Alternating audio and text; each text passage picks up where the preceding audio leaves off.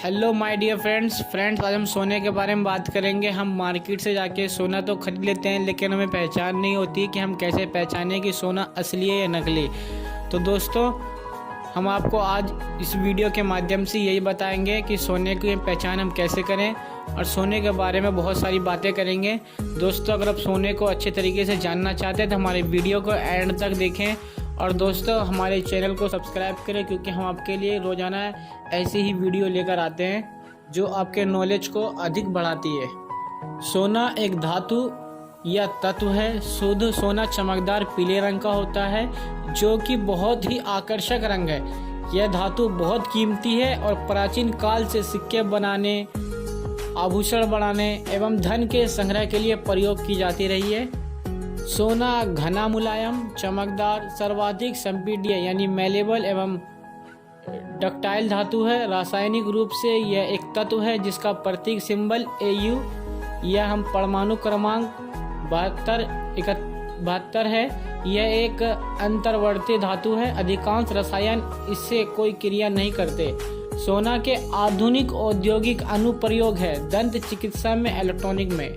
सोने के तेज से मनुष्य अत्यंत पुरातन काल से प्रभावित हुआ है, क्योंकि बहुधा यह प्रकृति में मुक्त अवस्था में मिलता है। प्राचीन सभ्यता काल में भी इस धातु को सम्मान प्राप्त था। ईसा से 2500 वर्ष पूर्व सिंधु घाटी की सभ्यता काल में, जिसके भग्नावशेष मोहनजोदड़ो और हड़प्पा से मिले हैं, स्वर्ण का उपयोग आभूषण के लिए हुआ करता था। उस समय दक्षिण भारत के मैसूर प्रदेश से ये धातु प्राप्त होती थी। चरक संहिता में ईसा से 300 वर्ष पूर्व सोना तथा उसके भस्म का औषधि के रूप में वर्णन आया है। कौटिल्य के अर्थशास्त्र में स्वर्ण की खान की पहचान करने के उपाय, धातु कर्म, विविध स्थानों से प्राप्त धातु और उसके शोधन के उपाय, स्वर्ण की कसौटी पर परीक्षा तथा स्वर्णशाला में उसके 3 प्रकार के उपयोग, क्षेपण, गुण और क्षुद्रक का वर्णन आया है। इन सब वर्णनों से यह ज्ञात होता है कि उस समय भारत में स्वर्ण कला का स्तर उच्च था। इसके अतिरिक्त मिस्र की सभ्यता के इतिहास में भी सोना के विविध प्रकार के आभूषण बनाए जाने की बात कही गई है, और इस कला का उस समय अच्छा ज्ञान था। मध्य युग के कीमियागरों का लक्षण निम्न धातु, लोहे, ताम्र और बहुत सारे जेवरों को परिवर्तन करना था। वे ऐसे पत्थर पारस की खोज करते रहे जिसके द्वारा निम्न धातुओं से स्वर्ण प्राप्त हो जाए। इस काल में लोगों को रासायनिक क्रिया की वास्तविक प्रकृति का ज्ञान नहीं था। अनेक लोगों ने दावे किए कि उन्होंने ऐसे गुण का ज्ञान पा लिया जिसके द्वारा वे लोहे से सोना बना सकते हैं, जो बाद में सदैव मिथ्या सिद्ध हुए। आभूषणों में मिलावट रोकने के लिए हॉल मार्किंग की व्यवस्था है। यह व्यवस्था बहुत पुरानी है। अलग अलग देशों में हॉल मार्किंग की व्यवस्था भी अलग अलग है। हॉल मार्क के जेवर अंतर्राष्ट्रीय मानक के होते हैं। प्लेटिनम, सोने, चांदी, हीरा आदि के आभूषणों की गुणवत्ता की पहचान के लिए हॉलमार्क चिन्ह की एक समान व्यवस्था है। इस पर भारत सरकार की गारंटी होती है। हॉलमार्किंग के आभूषण निर्माण लागत अधिक होने के कारण 10 से 15% महंगे होते हैं, लेकिन प्योरिटी की गारंटी होती है। भारत में सोने के आभूषणों पर हॉलमार्किंग की व्यवस्था 2000 वर्ष से और चांदी के आभूषणों पर 2004 से लागू है, लेकिन अभी तक भारत में आभूषणों पर हॉलमार्किंग के चिन्ह की अनिवार्यता नहीं है। भारत में आमतौर पर 22 कैरेट सोने के आभूषण इस्तेमाल होते हैं। 22 कैरेट सोने के आभूषणों पर 916 अंक अंकित होता है। इसमें 91.6% सोना होता है। इसी प्रकार सोने आभूषण पर अन्य अंकों का अर्थ लगाया जा सकता है। 375 का अर्थ है, यानी कि वो 37.5% शुद्ध सोना है। अगर उसमें 585 लिखा हुआ है तो 98.5% उसमें सोना है। अगर 750 लिखा हुआ है तो 75% सोना है। अगर 916 लिखा हुआ है तो 91.6% सोना है। अगर 990 लिखा हुआ है तो 99% सोना है। अगर 999 लिखा हुआ है तो इसका मतलब 99.9% शुद्ध सोना प्योरिटी है। मार्क आभूषणों पर जो चिन्ह बताए जा रहे हैं वो जरूर देखें। पहला मानक चिन्ह, दूसरा सोने की मात्रा, तीसरा परीक्षण केंद्र का निशान, वर्ष कोड, आभूषण विक्रेता का निशान।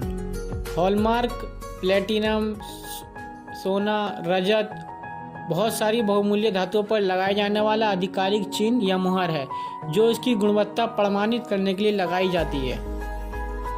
सांस्कृतिक रूप से भारतीय व्यक्तियों का स्वर्ण यानी कि सोना के प्रति अत्यधिक मोह है। बहुत एशिया के देशों की तुलना में भारत में सोने का हमारी सांस्कृतिक विरासत में बहुत महत्वपूर्ण स्थान दिया गया है। सोने को आवश्यक वस्तु के रूप में माना जाता है, न कि एक उत्पाद के रूप में। सोने का कोई भी रूप सोने के किसी अन्य रूप के बराबर नहीं है। इसको एक रूप और अभिभेद देखा गया है जिसका कोई ब्रांड और समाप्ति दिनांक नहीं है। इसके परिमाण स्वरूप स्वर्ण की मांग मूल्य सापेक्ष नहीं है बल्कि समृद्धि सापेक्ष है। मतलब कि घरेलू आय में वृद्धि सामान्यतः अधिक स्वर्ण की खरीद पर आधारित है। जब तक किसी और धातु का अपेक्षाकृत कम अनुपात में मिश्रण न किया जाए, जब तक सोना और चांदी इतने मुलायम होते हैं कि किसी भी वस्तु या जेवर के रूप में इसका उपयोग नहीं हो सकता।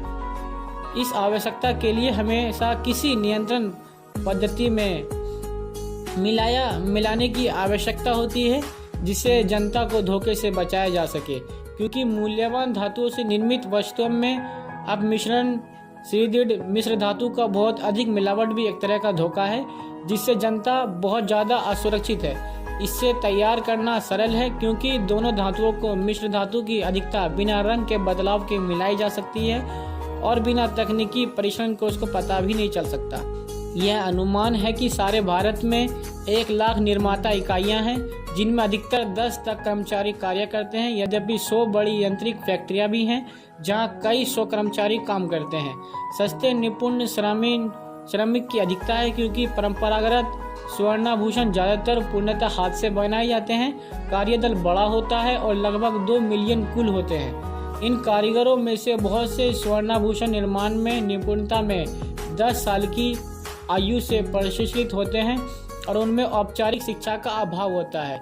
बहुत से निर्माता और खुदरा व्यापारी छोटे कारखानों से उप ठेके पर काम करवाते हैं और इससे सोने के स्टॉक पर और कैरेट की गुणवत्ता पर नियंत्रण प्राप्त करना मुश्किल होता है। पुराने प्रकार की धोखाधड़ी में बहुत ज़्यादा मिश्र धातु को मिलाने में अपमिश्रण है और बेचने में इसी तरह का धोखा है। जैसे सोना या चांदी की वस्तुएं अधिक उत्कृष्ट मानक की होती है लेकिन मूल धातु कोर के साथ होती है। ये धोखाधड़ी जब तक जारी रही तब तक ब्यूरो ने हॉलमार्क योजना आरंभ नहीं की थी। हस्तशिल्प के स्वर्णाभूषणों का निर्माण परंपरागत तरीके और कार्य पद्धति से होता है। गलन और मिश्रण कोयला अथवा कोक से प्रज्वलित भट्टी का प्रयोग करते हैं। कई छोटे कारखानों में कबाड़ खरीद लेते हैं जिसका बिना परिष्कृत किए पुनः उपयोग करते हैं, जबकि अन्य इसके स्वयं ही पुराने और अशोधित प्रौद्योगिकी से परिष्कृत करते हैं। बड़ी फैक्ट्रियां आधुनिक इलेक्ट्रिक गलन इकाइयों, ढलाई सुविधाओं की लागत और उनकी अपनी आधुनिक रिफाइनरी परिशोधन सहित मशीनरी से युक्त है और अंतिम चरण में इलेक्ट्रोलाइट परिशोधन द्वारा या तो 999 उत्कृष्टता अथवा परंपरागत तरीके से 995 न्यूनतम उत्कृष्टता का सोना बना रहे हैं। सरकार ने स्वर्णाभूषणों को खरीद में जनता को संरक्षण देने की आवश्यकता को पहचाना और समझा, विशेषकर उत्कृष्टता के मानकों और उपमिश्रण के निवारण के संबंध में, वह चाहे जानबूझकर हो या अथवा आकस्मिक हो। हॉलमार्किंग योजना का कुल उद्देश्य जनता को अपमिश्रण की धोखाधड़ी से बचाना है और निर्माता को उत्कृष्टता के कानून मानक बनाए रखने के लिए बाध्य करना है। हॉलमार्किंग स्वर्ण में मूल्यवान धातु की संतुलित मात्रा को सही निर्धारण और सरकारी रिकॉर्ड है।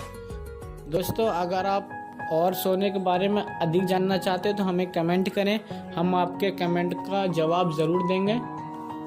और जैसा कि आप जानते हैं कि हम बाहर से जब भी सोना खरीदें तो हॉलमार्क देखकर ही खरीदें, बिना हॉलमार्क देखे हम सोना को नहीं खरीदें। अगर हम बिना हॉलमार्क देखे सोना को खरीदते हैं तो हमारी लापरवाही है, क्योंकि भारत सरकार के द्वारा हमें ये बताया गया कि बिना हॉलमार्क लिए सोना ना खरीदें। दोस्तों, मैंने आपको हॉलमार्क के बारे में बहुत सारी डिटेल दी है बीच में। ये डिटेल सुनकर आप ज़रूर ध्यान रखें कि आपको क्या और कैसे करना है। ठीक है, धन्यवाद दोस्तों।